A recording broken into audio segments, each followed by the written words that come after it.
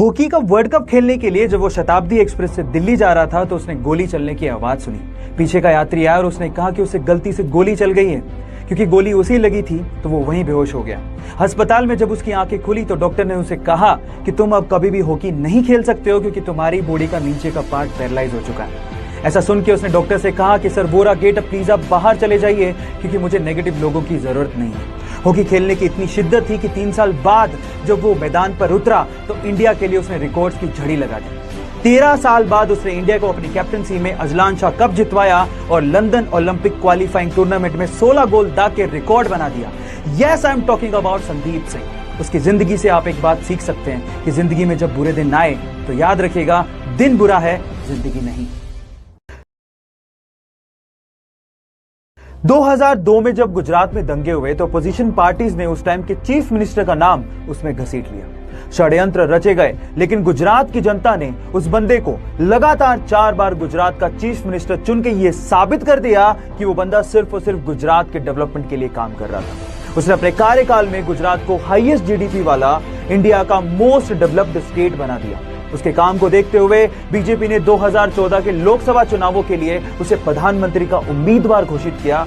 तब गुजरात के इस बेटे को पूरे इंडिया से इतना प्यार मिला कि चाय वाला लगातार 2 बार भारत का प्रधानमंत्री चुना गया। मैं Narendra Damodar Das Modi. Yes, I am talking about Narendra Damodar Das Modi. Guys, उनसे हमें एक बात सीखनी चाहिए। उनके अनुसार धर्म अपने कर्म के लिए निष्ठा और अपने देश के लिए समर्पण है। एक बार एक ट्रैक्टर मैन्युफैक्चरिंग कंपनी के ओनर ने फरारी खरीदी। उस फरारी में कई उन्हें क्लच में प्रॉब्लम्स नजर आई, जिसकी शिकायत उन्होंने डायरेक्टली फरारी कंपनी के मालिक एंजो फेरारी को कर दी। एंजो फेरारी से खफा होकर इस बंदे को इंसल्ट करते हुए कहा कि तुम सिर्फ ट्रैक्टर चलाने लायक हो, ये फेरारी तुम्हारे बस की बात नहीं। इस इंसल्ट को अपना मोटिवेशन बना के उस बंदे ने फेरारी को टक्कर देने के लिए एक कार मैन्युफैक्चरिंग कंपनी बनाई और वो कार मैन्युफैक्चरिंग कंपनी आज के समय वर्ल्ड की सबसे ज्यादा लग्जरियस कार मैन्युफैक्चरिंग कंपनीज में शुमार है। Yes, I am talking about Lamborghini और फाउंडर का नाम था फेरुशियो लैम्बोर्गिनी। गाइस, यह सीखने लायक बात यह है कि जब कोई आपकी इंसल्ट भी कर देना तो उसको पॉजिटिवली लेकर अपने लेवल को उस हद तक लेके जाओ जहां पर दुनिया आपको सलाम करे। सिर्फ एक मूवी के कमिटमेंट के लिए वो 4 साल तक अपनी फैमिली से दूर रहा। 5 साल तक उसने उस मूवी के अलावा कोई और मूवी साइन ही नहीं की। उन 5 सालों में बहुत सारे एडवर्टीजमेंट के ऑफर थे, लेकिन उसने एक भी एडवर्टीजमेंट का ऑफर एक्सेप्ट नहीं किया। हालात ये थे कि 5 सालों में वो बैंकरप्ट हो गया था। बहुत सारे एडवर्टीजमेंट वाले उसे एडवांस में पैसा देने को तैयार थे। पैसे की तंगी थी, उसके बावजूद भी उसने एक भी एड नहीं की और सिर्फ उस मूवी पे ध्यान दिया। फाइनली वो मूवी हिंदुस्तान के इतिहास की सबसे बड़ी ब्लॉकबस्टर साबित हुई। 2000 करोड़ का बिजनेस करके उसने सबको चौंका दिया।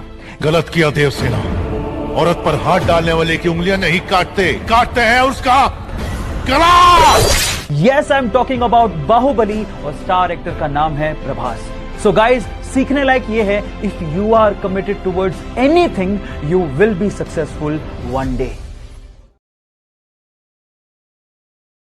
अपने ड्रग के एडिक्शन की वजह से उसे बहुत बार जेल जाना पड़ा। हालात ये थे कि जेल में कैदी उसे इतना मारा करते थे कि 2 से 3 बार तो अपने खून से सने टब में उठा। वो इस ड्रग के एडिक्शन को छोड़ना चाहता था, लेकिन बचपन से लगी हुई इस आदत को वो इतनी आसानी से छोड़ नहीं पा रहा था। फाइनली अपनी नरक सी जिंदगी से बाहर निकलने के लिए और अपनी गर्लफ्रेंड से शादी करने के लिए उसने ड्रग के एडिक्शन को छोड़ने का फैसला किया और इन ड्रग्स को ओशन में बहा दिया और उसके बाद अपने एक्टिंग करियर पे फोकस करना शुरू किया। फिर क्या था, Iron Man, Sherlock Holmes, Avengers जैसी टॉप मोस्ट हॉलीवुड मूवीज देकर हॉलीवुड के टॉप एक्टर्स में शुमार हो गया। जी हां, मैं बात कर रहा हूं रॉबर्ट डॉनी जूनियर की, जिसे प्यार से लोग आयरन मैन कहते हैं। जानते हैं उसका रीजन क्या है? उसकी विल पावर। सो गाइज, अगर लाइफ में आपकी विल पावर बहुत स्ट्रॉन्ग है तो आप कुछ भी अचीव कर सकते हो, ये याद रखना। एक एटेक स्टार्टअप कंपनी को नया इन्वेस्टर मिल गया था। उन्हें फंडिंग मिलने ही वाली थी। इस खुशी में वो एडवांस में ही अपने एम्प्लॉयज को पार्टी दे रहे थे, लेकिन पार्टी के ड्यूरेशन में ही पता लगा कि इन्वेस्टर ने बैक कर लिया, उन्हें वो फंडिंग नहीं मिलने वाली है। इतनी बड़ी बात की खबर उन्होंने अपने एम्प्लॉयज को उस वक्त पार्टी में नहीं दी। पांव के नीचे से जमीन खिसक गई थी, लेकिन फाउंडर्स ने हार नहीं मानी। वन ऑफ द फाउंडर का कहना था कि जब आप फंडामेंटली स्ट्रॉन्ग नहीं होते हो तब किसी के आने और जाने से फर्क पड़ता है। क्योंकि कंपनी बहुत ज्यादा फंडामेंटली स्ट्रॉन्ग थी, इसलिए बहुत सारे उतार और चढ़ावों को सहते हुए सी लेवल में हाईएस्ट $42 मिलियन का फंडिंग कंपनी ने उठाया और एडटेक इंडस्ट्री में टॉप मोस्ट कंपनीज में शुमार हो गई। Yes, I'm talking about Vedantu, जिनके फाउंडर्स के नाम हैं Vamsi Krishna, Anand Prakash and Pulkit Jain. So guys, if you are fundamentally strong, if your ideas are fundamentally strong, don't worry, you will be successful one day. एक edtech startup company को नया investor मिल गया था, उन्हें फंडिंग मिलने ही वाली थी। इस खुशी में वो एडवांस में ही अपने एम्प्लॉयज को पार्टी दे रहे थे, लेकिन पार्टी के ड्यूरेशन में ही पता लगा कि इन्वेस्टर ने बैक कर लिया, उन्हें वो फंडिंग नहीं मिलने वाली। इतनी बड़ी बात की खबर उन्होंने अपने एम्प्लॉयज को उस वक्त पार्टी में नहीं दी।